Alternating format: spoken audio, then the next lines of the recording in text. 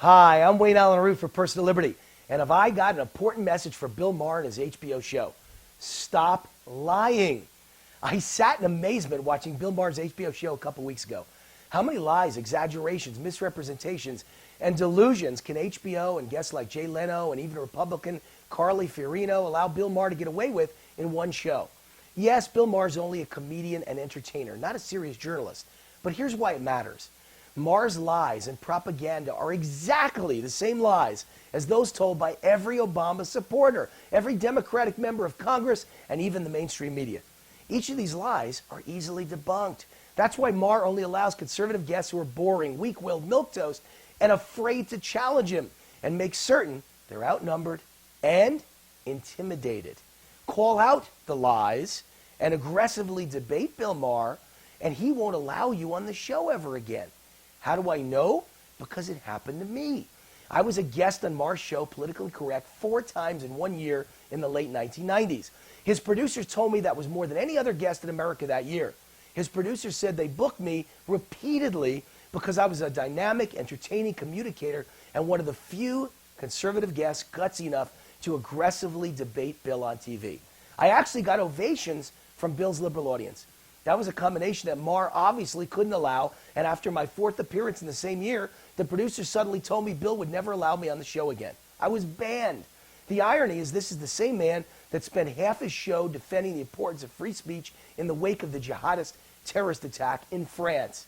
I agree with you, Bill. I support free speech. Each week now, Bill Maher finds a way to label anyone with my conservative and capitalist views radical and extreme. That's despite the fact that only 10 weeks ago, these same views won in the biggest national landslide in the history of modern politics. That's despite the fact that polls prove that in all 50 states, conservatives outnumber those identifying themselves as liberals. So when liberals like Obama and Harry Reid or Bill Maher call popular views like mine radical and extreme, they're lying. They're committing slander. This slash and burn strategy was developed by communist Saul Alinsky. These liberals get away with it by repeating the lie again and again and by banning anyone who can win a debate from appearing on the same stage. Maher's show has deteriorated into 3 or 4 liberals ganging up against one frightened and intimidated conservative. Those of us who can't be bullied are banned from Bill Maher's show. Since Maher is too insecure to debate me face to face, let me tackle Bill's lies from that show 2 weeks ago right here on this video. The narrative provided by Bill Maher was that Obama's economy is doing great. We're in recovery. The GDP is up dramatically. Unemployment's way down.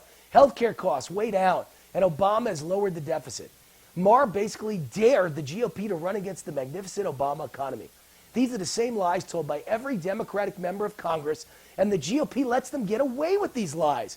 Here's how you rip them to shreds. First, no sooner was I out in the media trashing this idea that we're in a recovery and that the economy is good, the news came out that 50,000 jobs were terminated in 1 month in one industry, banking, just this past December.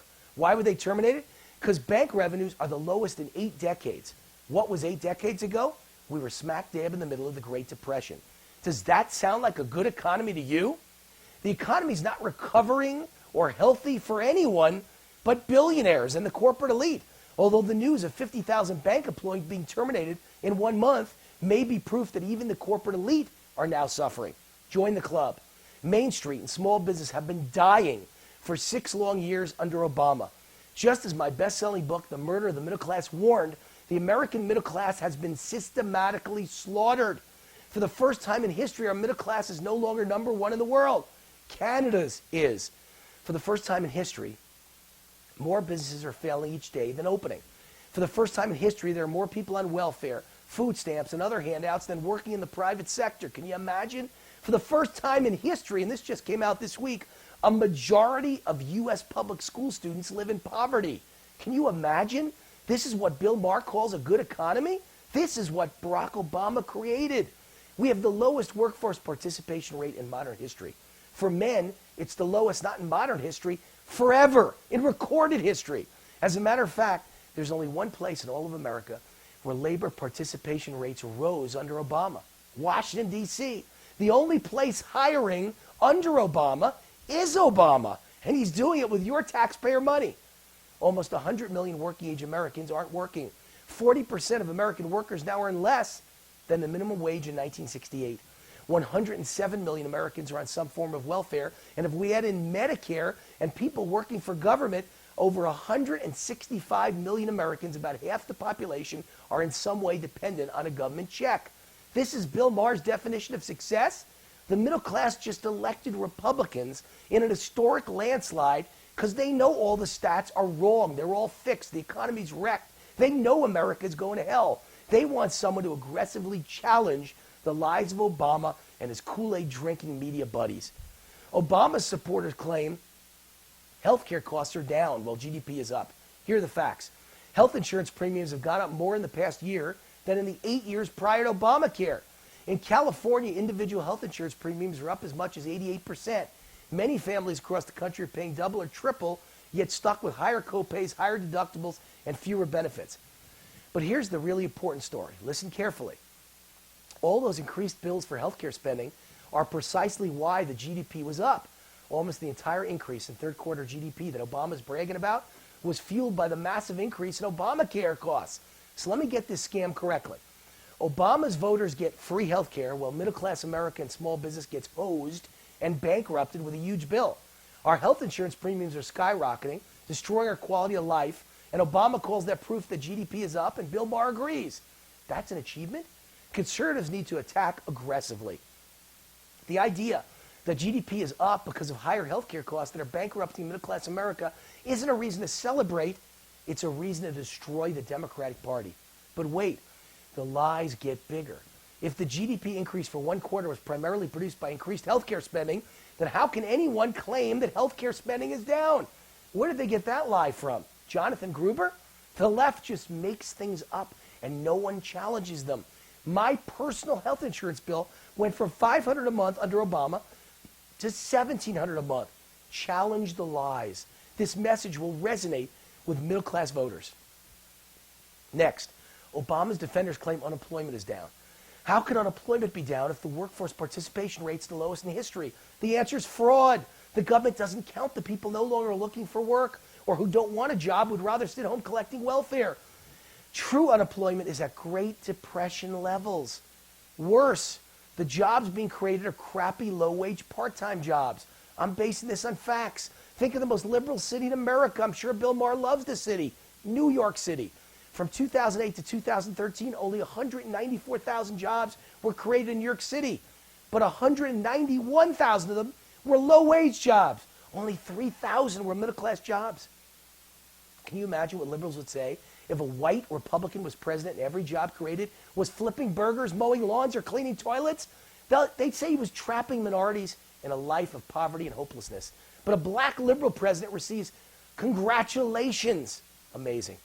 Democrats also crow about the stock market under Obama.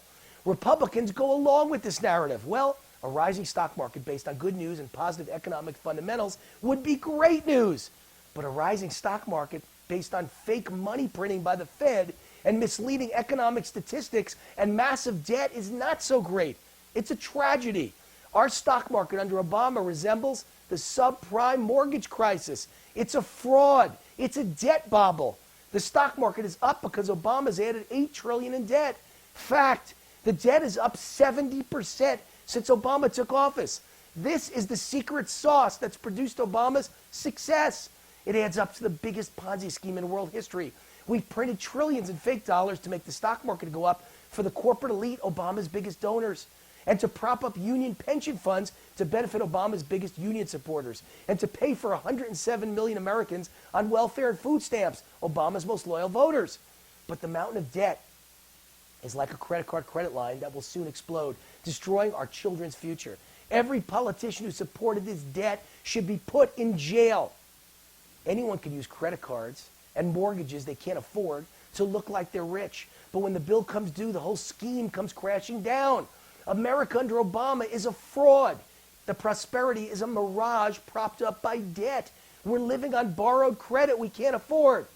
Debt's a cancer that kills every country it's ever touched.